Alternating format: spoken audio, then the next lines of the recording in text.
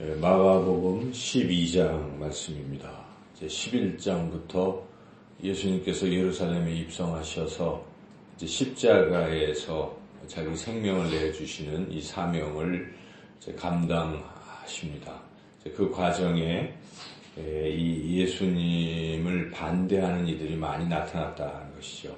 그래서 반대하는 사람들은 대체적으로 그 종교적인 기득권을 가진 그런 사람들입니다. 그리고 또 그들의 선동에 넘어가서 또 하여튼 좀 무지한 백성들, 이런 부류의 사람들이 예수님을 대적하는 그런 상황입니다.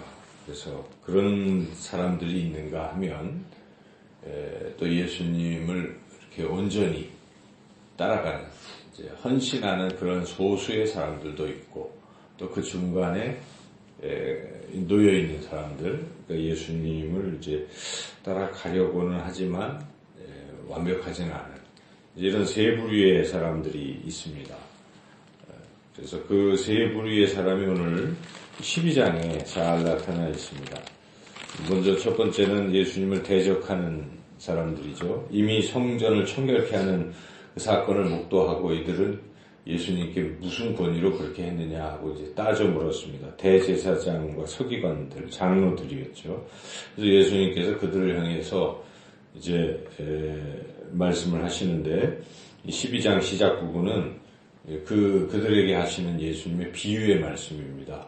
포도원 농부 비유죠. 그래서 포도원의 그 주인이 농부들에게 이렇게 어떤 그걸 맡기고, 포도원을 맡기고 멀리 떠나서 이제 다시 돌아오기 전에 그 포도원에서 난 소출을 이제 받으시려고 이렇게 하는데, 이 종들을 보내면 다 잡아 죽이고, 급기야 이 주인이 아들까지 보냈지만 아들도 죽이고, 이제 그 포도원을 우리가 차지하자, 이렇게 하는, 그럴 때 주인이 와서 그 농부들을 다 진멸하고 그 포도원은 다른 사람에게 맡길 것이다는 이런 비유를 하시죠. 이 비유에서 이 포도원 농부들은 예수님을 반대하는 대제사장의 무리입니다. 그리고 종들은 그동안 세례요한을 포함해서 많은 구약의 선지자들을 보내셔 주셨던 것이고,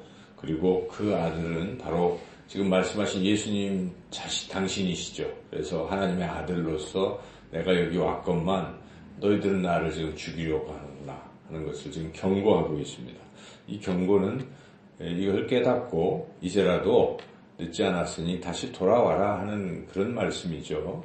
그렇지만은 이들은 이 경고를 듣지 않았습니다. 그래서 결국 예수님 십자가에 못 박았습니다. 뒤에 이들이 이제 나중에 사내들인 공회를 열고 빌라도에게 넘기고, 그래서 예수님 십자가에 돌아가시는데, 이런 부류가 있고, 이들은 죽이려고 했지만 당시 무리들이 아직은 예수님을 지지하고 있었기 때문에 그렇게 못하고 대신 이제 바리새인과 헤롯 당을 이제 보내는 거죠. 사람들을 보내서 계속 책잡도록 어떤 고발할 구실을 찾아내려고 계속 반대하는 장면들이 이어지고 있습니다.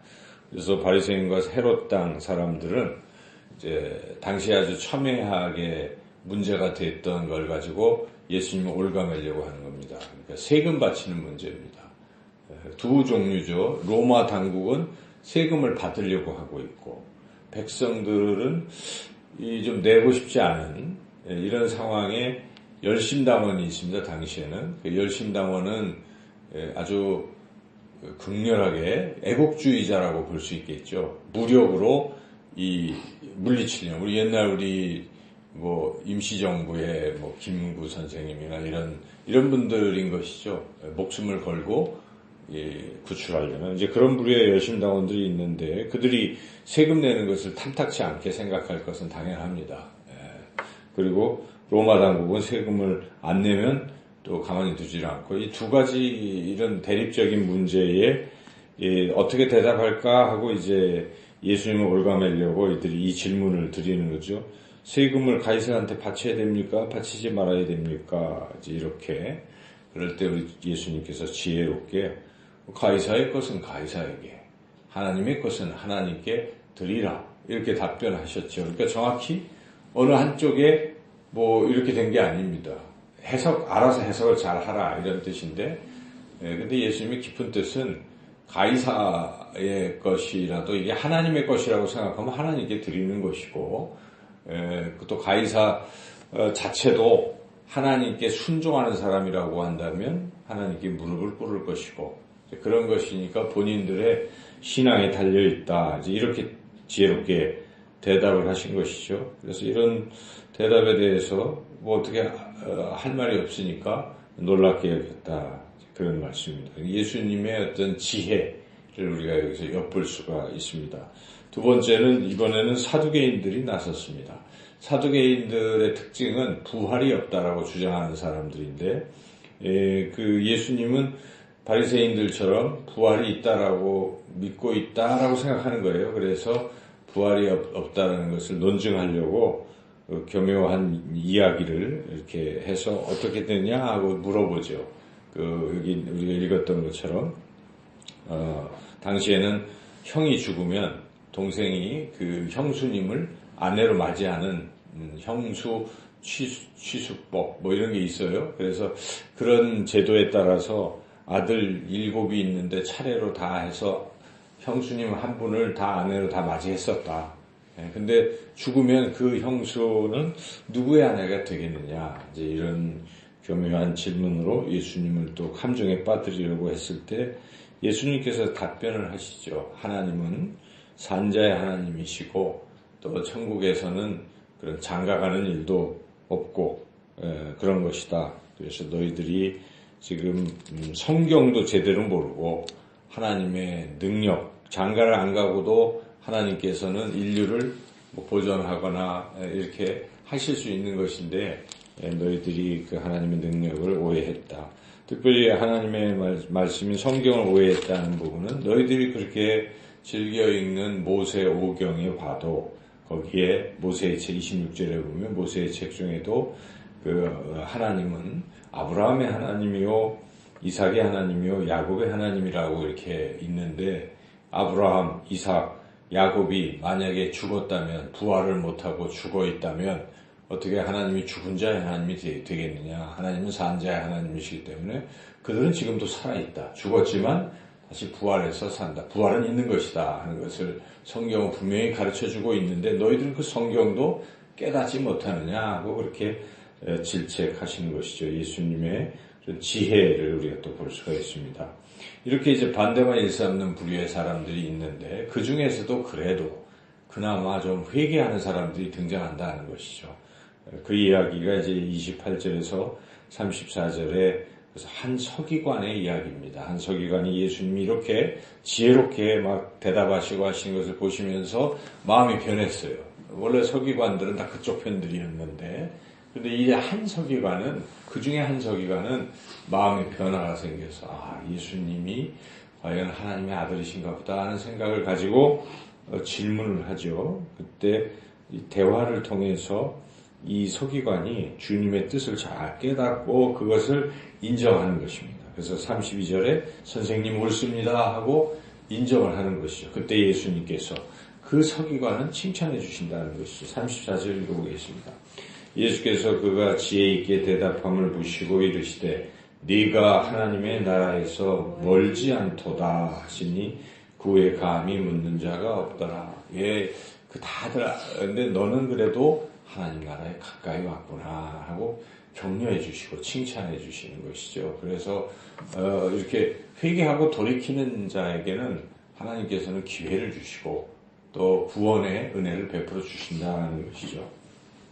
그리고 더 이상 이제 그들에게 내가 그리스도 하나님의 아들이요 구원자 그리스도이니까 더 이상 얘기하지 말라 하는 이제 그런 입을 막는 어떤 마지막 가르침을 역으로 주십니다. 질문을 하시면서 지금까지 질문을 받아서 답변하시던 예수님께서 이제 반대로 공세를 취하시죠. 그래서 35절에서 37절은 어째서 그리스도를 다윗의 자손이라고 하느냐 하고 질문을 던집니다. 너희들 성경을 그렇게 열심히 알고 있다는 서기관들이 그리스도를 다윗의 자손이라고 그렇게 했는데 그런데 그 그리스도가 다윗의 자손일 뿐만 아니라 다윗이 직접 그 그리스도께 주님이라고 그렇게 했는데 어찌 그걸 자손이라고만 얘기할 수 있겠느냐. 내가 바로 그 다윗의 주가 되시는 하나님의 아들이시다 하는 것을 선포하시는 것이죠. 37절을 읽어보겠습니다. 다윗이 그리스도를 주라 하였은즉 어찌 그의 자손이 되겠느냐 하시니 많은 사람들이 즐겁게 듣더라. 그래서 판정승하신 것이죠. 예수님께서. 이 청중들이 들어보니까 저들이 형편없는 것이고 예수님이 맞구나. 그래서 예수님의 그리스도 되심을 이렇게 입증을 하시고 계신 것이죠. 그리고 예수님이 이제 결론적으로 지금까지의 이런 반응들을 종합하면서 이래서는 안 되고 이렇게 해야 된다 하는 것을 분명히 가르쳐 주시는 것이 마지막 38절에서 44절까지 말씀인데, 첫째는 그렇게 자꾸 예수님을 대적하는 무리들하고는 놀지 말라, 어울리지 말라 이렇게 경고하십니다. 그래서 거기에 이제 대표적으로 서기관들은 이제 그렇게 하기 때문에 그들과는 이제 어울리지 말라 이런 말씀이죠. 그들을 39절에 보면 서기관들을 삼가라, 그들하고 이렇게 교제하지 마라, 그런 사람이 돼서는 안 된다는 것인데, 서기관들의 특징은 세 가지입니다. 첫째는 외식이죠. 외식. 38절에 보니까 괜히 긴 옷 입고 겉으로 아주 신령한 척, 경건한 척 하는 모습. 39절에는 명예욕입니다. 그것은 가능한 높은 자리에 오르고 싶어 하는 것이고, 그리고 40절의 세 번째는 탐욕입니다. 탐욕. 이 가난한 과부들을 갈취를 하고 가산을 삼키고 이런 거예요. 이렇게 해서 이들은 세 가지, 명예욕, 외식, 명예욕, 탐욕, 이러한 범죄를 저지르고 있다. 이것은 당시 종교 지도자들 전체를 가리키는 것입니다. 그래서 그렇게 하면, 제자는 그래서는 안 되고 그들과 또 어울리지도 말라 하는 것이고, 이제 반대적으로 이렇게 하라 하는 것은 가난한 과부의 헌금 이야기입니다. 41절에서 44절에 가난한 과부는 자기가 가진 것의 전부를 하나님 앞에 드리고 헌신했다. 부자들은 떨그렁 하면서 많은 돈을 내는 것 같지만 그들은 자기가 가진 재산의 극히 일부를 드리고 있는 것이지만, 이 가난한 과부는 당장 먹을 것이 없는데 그 생활비 전부를 하나님께 넣었기 때문에 예수님은 판정을 하시죠. 43절 읽어보겠습니다. 예수께서 제자들을 불러다가 이르시되 내가 진실로 너에게 이르노니 이 가난한 과부는 헌금함에 넣는 모든 사람보다 많이 넣었도다. 그 이후 44절 그들은 다 그 풍족한 중에서 넣었거니와 이 과부는 그 가난한 중에서 자기의 모든 소유 곧 생활비 전부를 넣었느니라 하시니라. 하나님이 보시는 것이죠. 하나님 우리를 보시는 것입니다. 그래서 과연 너희들이 나를 따르는 참된 제자로 살아가려면 어떻게 해야 되겠느냐를 다시 한번 깨닫게 하시는 말씀입니다.